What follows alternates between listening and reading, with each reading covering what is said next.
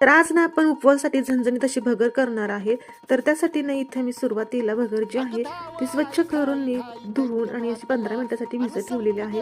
त्या अगोदर इथे मी शेंगदाणे भाजून घेतले होते, त्याचं मी जाडसर असं कूट करून घेतलेलं आहे.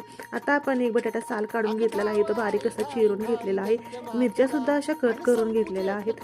तर इथं असं आपण गॅसवरती पॅन ठेवलेला आहे, म्हणजे एक पातेलं ठेवले. पातेलं छान गरम झाले की त्यामध्ये तेल घातलेले, कट करून घेतलेल्या हिरव्या मिरच्या घातल्या, त्या फ्राय करून घेतल्यात. आणि जे आपण बारीक चिरून घेतलेला बटाटा होता तो सुद्धा यामध्ये तेलामध्ये फ्राय करून घेतलेला आहे. चवीनुसार मीठ घातलं, पुन्हा एकदा फ्राय करून घेतलेला आहे.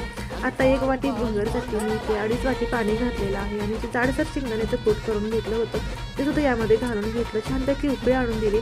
2 मिनिटं आहे जो बटाटा शिजवून दिलेला आहे पाण्यामध्येच, आणि त्यानंतरची भगर भिजवून घेतलेली होती ती यामध्ये घालून घेतली.